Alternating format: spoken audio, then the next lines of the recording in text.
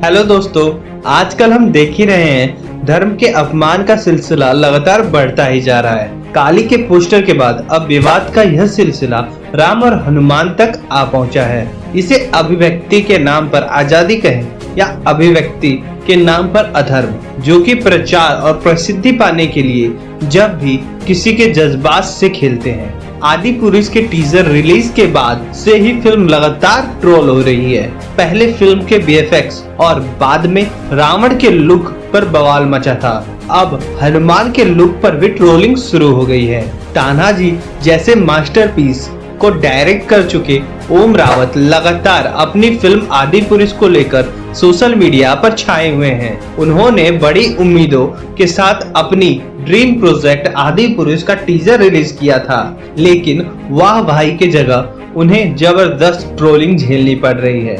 Netizens ने film के VFX को कार्टून और सस्ता गेम बताया। इसके अलावा आदि पुरुष के किरदारों के लुक पर भी खूब बवाल मचा हुआ है। हिंदू मैथोलॉजी पर बनी आदि पुरुष के रावण की तुलना मुगल बादशाह खिलजी से हो रही है और लोग कह रहे हैं कि ये रावण जैसा तो नहीं पर खिलजी जैसा जरूर दिख रहा है। वहीं अब हनुमान को भी इस ट्रोलिंग में घसीट लिया गया है और इसके साथ ही फिल्म के बॉयकॉट की मांग भी उठने लग गई है और कोई लोग भी ये भी बोल रहे हैं फिल्म को बॉयकॉट ना करके इसको बैन कर देना चाहिए। और फिल्म आदि पुरुष का टीजर रिलीज हुआ है और रिलीज के साथ ही उस पर बवाल शुरू हो गया। टीजर को देखने के बाद कुछ लोगों की राय है कि ये हिंदू आस्था पर चोट है, तो किसी को लग रहा है कि उनके देवी देवताओं और भावनाओं का मजाक बनाया जा रहा है। कोई इसे क्रिएटिविटी, लिबर्टी और फ्रीडम करार दे रहा है।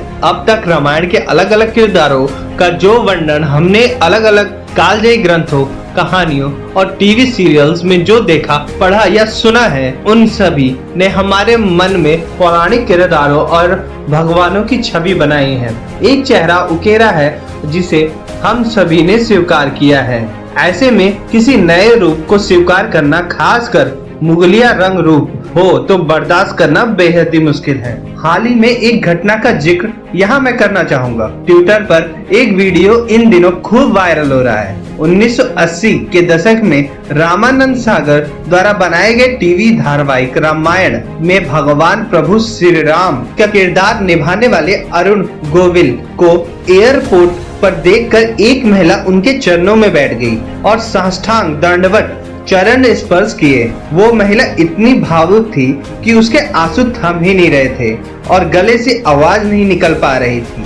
लग रहा था मानो वो अभिनेता अरुण गोविल से नहीं बल्कि अपने प्रभु श्री राम के दर्शन कर रही है। ठीक इसी तरह रामायण में सीता हरण करने वाले रावण और स्वर्ण लंका को जलाने वाले प्रभु हनुमान का जिक्र आते ही हमारे दिमाग में और आंखों के सामने वही चेहरे सामने आ जाते हैं जिन्हें हमने वर्षों तक देखा है या सुना है। हनुमान चालीसा की एक चौपाई में गोस्वामी तुलसीदास हनुमान जी के रूप का वर्णन करते हुए लिखते हैं, कंचन वरण विराज सुवेशा, कानन कुंडल कुंचित केसा, हाथ ब्रज और ध्वजा विराजे, कांधे मुंज जनेऊ साधे। तो हम आपको इस चौपाई का मीनिंग भी बता दे रहे हैं। कंचन वरण विराज सुवेशा, कानन कुंडल कुंचित केसा, यानी इस चौपाई में श्री हनुमान लला जी के सुंदर स्वरूप का वर्णन हुआ है। इसमें कहा गया है कि उनकी देह स्वर्ण शैल की आभा के समान सुंदर है, यानी स्वर्ण जैसी है उनकी देह, और कान में कुंडल सुशोभित किए हुए हैं। और दूसरी पंक्तियों का अर्थ कुछ इस प्रकार है, हाथ ब्रज और ध्वजा विराजे, कांधे मुंज जनेऊ साधे, यानी कि अपने हाथ में ब्रज यानी ब्रज की समान कठोर गदा और धर्म का प्रतीक ध्वजा विराजमान है। उनके हाथ में धर्म के प्रतीक ध्वजा विराजमान है और वो अपने हाथ में ब्रज के समान कठोर गदा पकड़े हुए हैं। तथा कांधे मुंज जनेऊ साधे, यानी कांधे मुंज जनेऊ साधे का मतलब ये है कि कांधे पर मुंज का जनेऊ सुशोभित किए हुए हैं। तो दोस्तों, अगर फिल्म मेकर्स ने ये चौपाई भी पढ़ ली होती हनुमान चालीसा की, तो उनको मालूम चल गया होता तो हनुमान को किस प्रकार दिखाना है। आज तक कोई ऐसा पोस्टर या चित्र नहीं मिला है जो बजरंगबली हनुमान का रूप इन पंक्तियों से बनने वाली छवि के अलावा कुछ और दिखाता हो। भगवान श्री राम की मूछें दिख रही हो और फिर रावण की दाढ़ी दिखाई गई हो। आज तक ऐसा कोई चित्रण नहीं मिलता है हमें। और फिल्म में हनुमान को लेकर आपत्ति जताई गई है। उनके कपड़ों को लेकर भी हनुमान के किरदार की निंदा की गई है। लोगों ने दावा किया है कि फिल्म में हनुमान जी का जो अंग वस्त्र दिख रहा है वो चमड़े का है। ऐसे में लोग कह रहे हैं कि फिल्म से सीन की हटाने की मांग भी कर रहे हैं और ऐसा नहीं करने पर मेकर्स के खिलाफ कानूनी कार्रवाई करने की भी चेतावनी दे डाली है बहुत लोगों ने। तमाम तर्कों के बीच नेटवर्क 18 के मशहूर डिबेट शो आर पार में इस मुद्दे पर बहस के दौरान अभिनेता शहजाद खान ने तो यह तक कह दिया कि ये पूरा विवाद सिर्फ इसलिए हो रहा है क्योंकि सैफ अली खान को रावण की भूमिका निभाई है। इसी डिबेट में अभिनेता नासिर अब्दुल्ला ने बेतुकी दलील देते हुए कहा कि उस दौर में रेजर नहीं होते हैं तो वो वन में राम को क्लीन सेव वाली इमेज कैसे दे डाली ये बताइए। तब राम को भी दाढ़ी लगा देते। ये कह रहे हैं डिबेट में कि वन में अगर उनको रेजर नहीं होंगे उस समय तो रावण की दाढ़ी बढ़ गई है तो सबको दाढ़ी लगा देते। रावण की दाढ़ी बनी हुई है पर उसके बाल एकदम कटे हुए, स्पाइक्स किए हुए खड़े बाल, आज के जमाने जैसे खड़े बाल किए हुए हैं। ये कैसे? बाल नहीं बढ़े और दाढ़ी बढ़ गई उनकी। ऐसे बेतुकी बात बोलने वालों को हम क्या ही कहें। अब वो आप कमेंट सेक्शन में ही कह दीजिए, ज्यादा सही रहेगा। लोगों को ऐतराज इस बात से है कि सभी किरदार अपने मूल स्वरूप से अलग दिख रहे हैं। भगवान श्री राम की घनी और खूबसूरत मूछें हैं और लंकापति रावण को काली घनी दाढ़ी में बिना त्रिमुख ललाट के साथ क्रोधित और क्रूर चेहरे के साथ दिखाया गया है। और पुरानी कथाओं में सोने की लंका फिल्म के टीजर में काली दिखाई गई है कि पहले जो रावण की सोने की लंका होती थी वो इसमें काली लंका दिखाई गई है और रावण को चमगादड़ पे बैठा के दिखाया गया उसके पुष्पक विमान की जगह पे।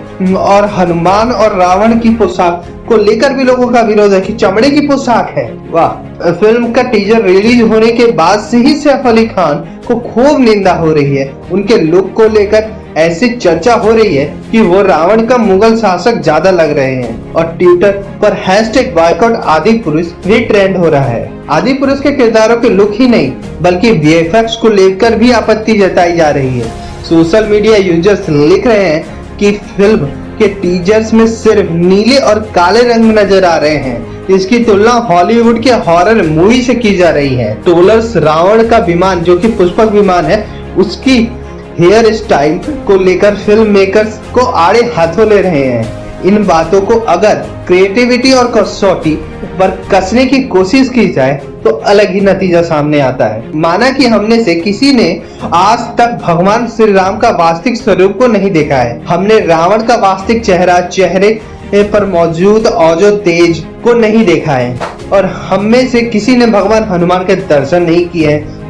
लेकिन रावण के पंडितज्ञ और ज्ञान और तेज पर किसी को कोई शक नहीं है कि वो कितने ज्ञानी थे और यहाँ तक वो कितने बड़े शिव भक्त थे। आज के जमाने में ऐसे शिव भक्त तो मिल ही नहीं सकते जो अपना सर काट दे शिव भक्ति में। और ना ही प्रभु श्री राम की मर्यादा, ओज, ज्ञान और धर्मपरायणता और नीति पर कोई सवाल उठाया जा सकता है। लेकिन क्या फिल्मों में रावण की नकारात्मकता को दर्शाने के लिए ऐसा ही चित्रण करना एकमात्र उपाय था?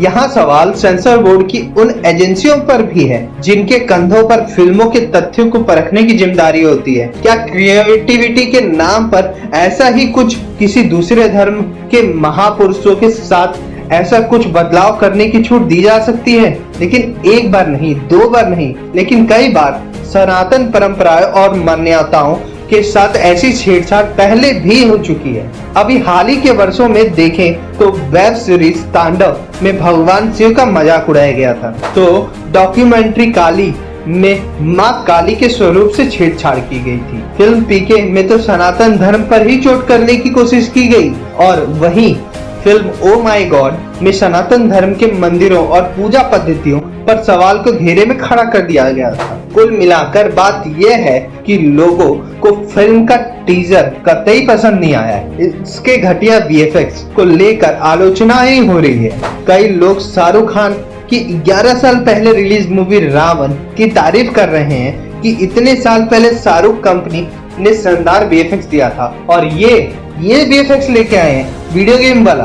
दोस्तों इससे अच्छा तो 1980 वाली ही रामायण देख ली तो ज्यादा मजा आएगा। फिल्म देखें ना देखें इससे कोई फायदा नहीं है। प्रभास की आदि पुरुष 12 जनवरी 2023 को थिएटर में रिलीज होगी और इसमें प्रभास, सैफ अली खान, कृति सेनन और सनी सिंह लीड रोल में हैं। राम जन्मभूमि अयोध्या में इसका टीजर लॉन्च किया गया था, जिसके बाद से ही लोग इसको बैन करने के लिए बोल रहे हैं। दोस्तों आपकी क्या राय है कमेंट सेक्शन में जरूर बताएं। और दोस्तों आपको ये टीजर कैसा लगा, क्या इसमें बदलाव करने चाहिए नहीं करने चाहिए, ये भी कमेंट सेक्शन में जरूर लिखें कि आप क्या सोचते हैं इसके बारे में। और दोस्तों अगर वीडियो अच्छी लगी हुई है तो वीडियो को लाइक करना ना भूलें और वीडियो को लाइक करके और ऐसी वीडियो के लिए चैनल को सब्सक्राइब करके बेल आइकन दबा दें। Thank you.